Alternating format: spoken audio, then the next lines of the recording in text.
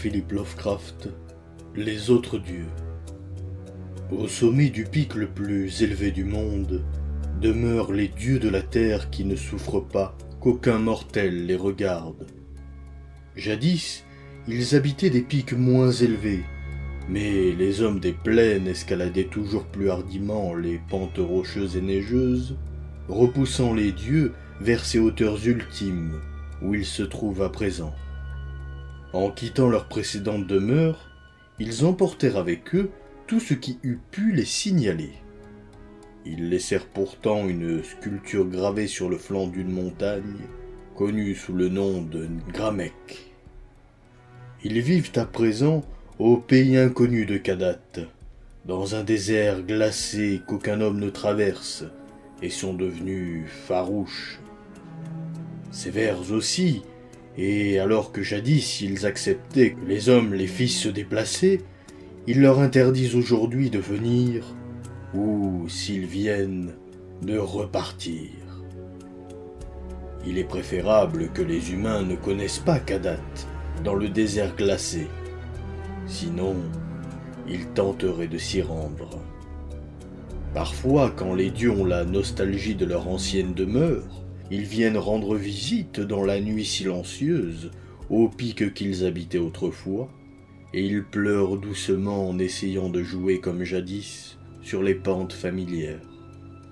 Les hommes ont perçu les pleurs des dieux sur Turaï au sommet neigeux, mais ils ont cru que c'était la pluie, et ils ont entendu leurs soupirs à l'aube dans les vents plaintifs de l'Érion. Les dieux voyagent dans des vaisseaux de nuages, et les sages villageois connaissent des légendes qui les retiennent de passer dans certaines montagnes la nuit, lorsqu'il y a des nuages, car les dieux ne sont pas aussi cléments qu'autrefois.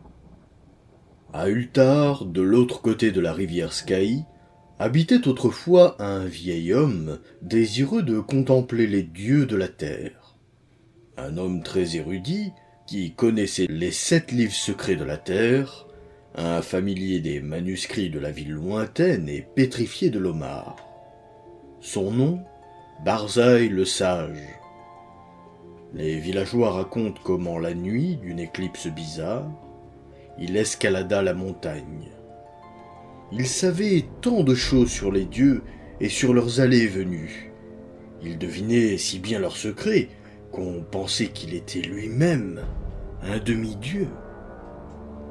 Ce fut lui qui conseilla aux bourgeois d'Ultar de rédiger leurs lois contre le meurtre des chats et qui révéla au jeune prêtre Attal où se rendent les chats noirs à minuit, la nuit de la Saint-Jean. Barzaï était instruit dans la science des dieux de la terre et possédait du désir de voir leur visage. Il pensait que sa grande connaissance des dieux le protégerait de leur colère. Aussi décida-t-il de monter au sommet rocheux du Ateg Kla une nuit où il était sûr que les dieux y seraient. Le Ateg Kla se trouve dans le désert rocailleux au-delà de Ateg, dont il porte le nom, et s'élève comme une statue de pierre au fond d'un temple silencieux. Il y a toujours des brumes qui enveloppent son sommet, car les brumes sont les souvenirs des dieux. Et les dieux aimaient bien Ateg à l'époque. Souvent, les dieux de la terre rendent visite au Ateg, dans leurs vaisseaux de nuages, répandant de pâles vapeurs sur les pentes, tandis qu'ils dansent au sommet parmi leurs souvenirs, quand la lune est claire. Les villageois de Ateg prétendent qu'il est imprudent d'escalader le Ateg en temps normal, et qu'il y a danger de mort à l'escalader la nuit, quand les pâles vapeurs dérobent le sommet à la lumière de la lune. Mais Barzaï ne les écouta pas quand il arriva d'Ultar, en compagnie du jeune prêtre Attal, qui était son disciple. Attal n'était qu'un fils d'aubergiste, et il avait quelquefois peur, mais le père de Barzaï, lui, avait été un seigneur, dans un château ancien.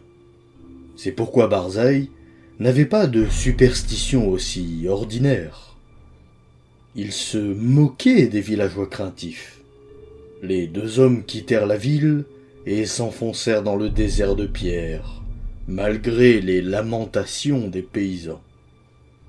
La nuit, près de leur feu de camp, ils parlaient des dieux.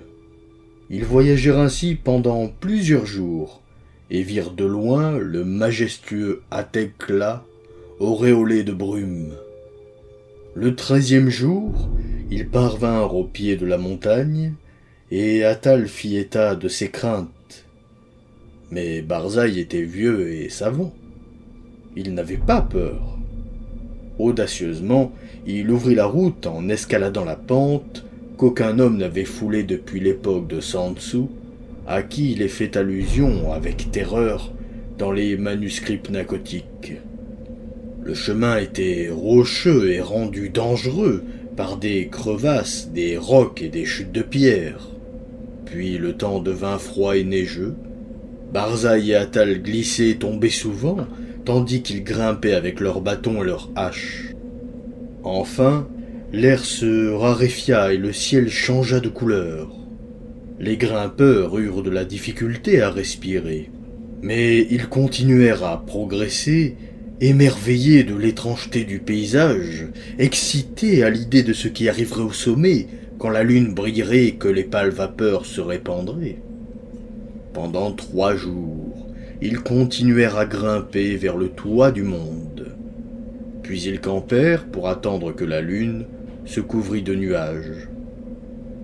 Pendant 4 nuits, il n'y eut aucun nuage, et la lune brilla froidement à travers les fines brumes qui entouraient le sommet silencieux.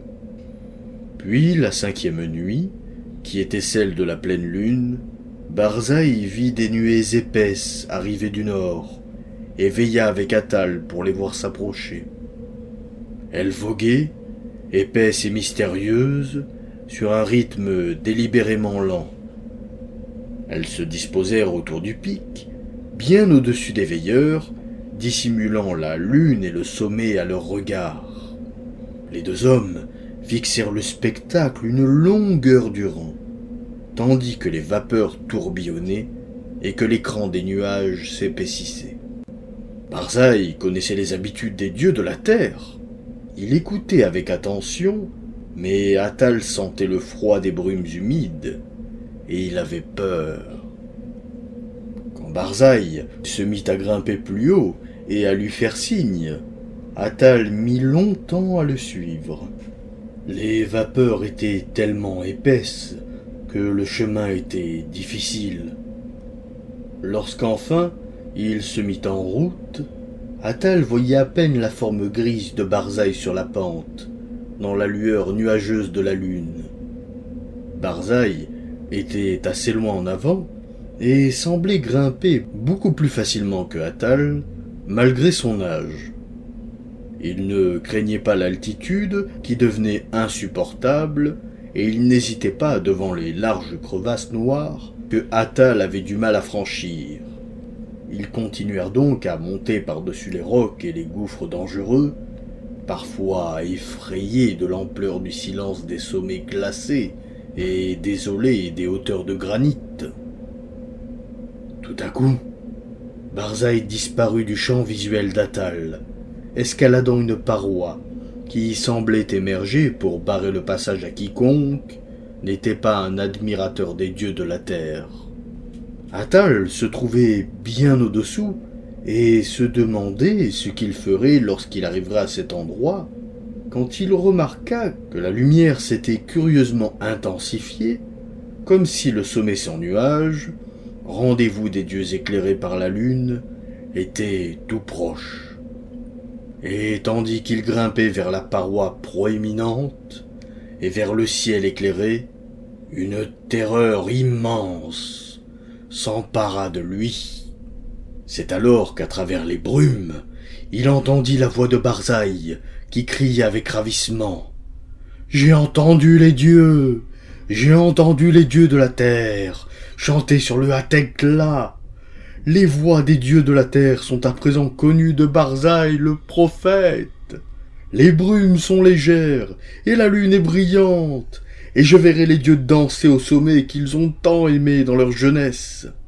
La sagesse de Barzaï l'a rendu plus grand que les dieux de la terre, et contre sa volonté, leur charme et leurs barrières ne pourront rien.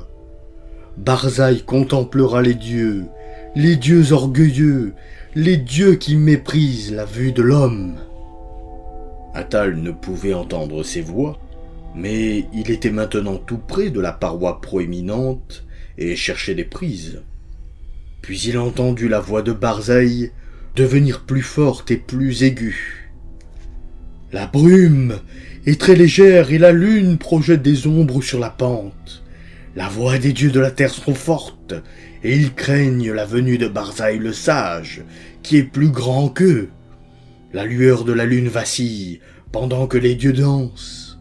Je vais voir leurs silhouettes danser et se déchaîner à la lueur de la lune. La lumière est plus faible et les dieux ont peur.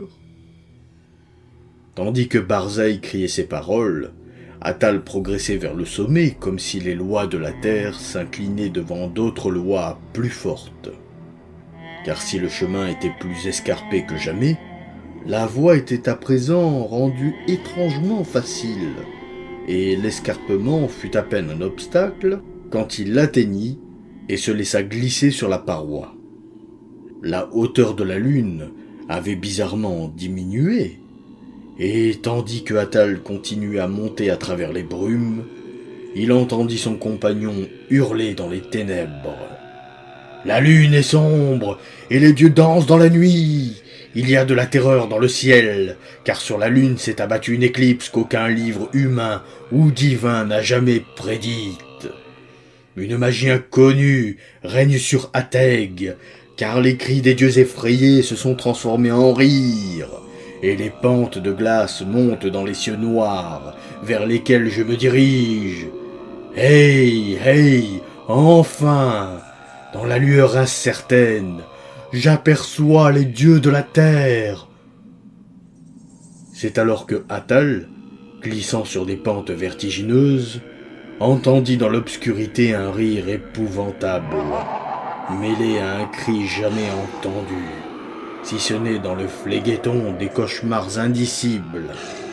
Un cri où se reflétait toute l'horreur et toute l'angoisse d'une vie entière, rassemblée dans un seul moment. Les autres dieux des enfers extérieurs, qui protègent les faibles dieux de la terre. Ne regarde pas, retourne-t'en, ne regarde pas.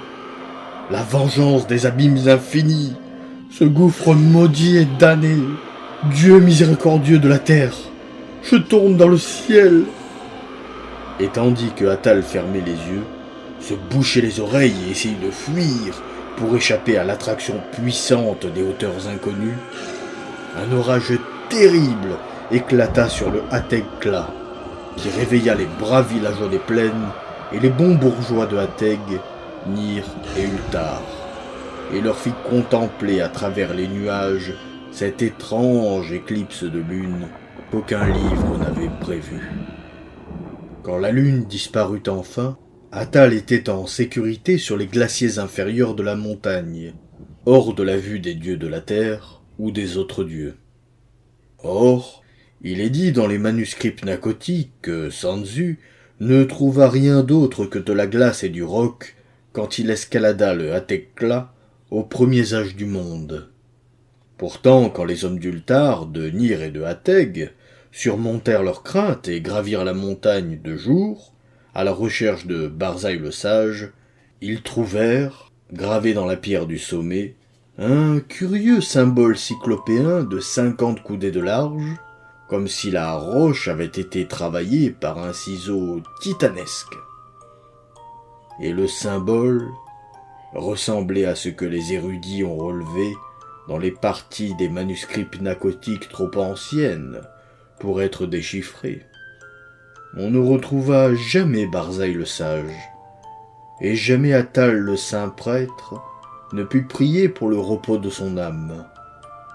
Depuis, et jusqu'à ce jour, les peuples d'Ultar, de Nir et de Ateg ont peur des éclipses, et prient la nuit quand de pâles vapeurs cachent le sommet de la montagne et la lune. Et au-dessus des brumes du Hatekla, les dieux de la terre dansent parfois avec leurs souvenirs, car ils savent qu'ils sont en sécurité.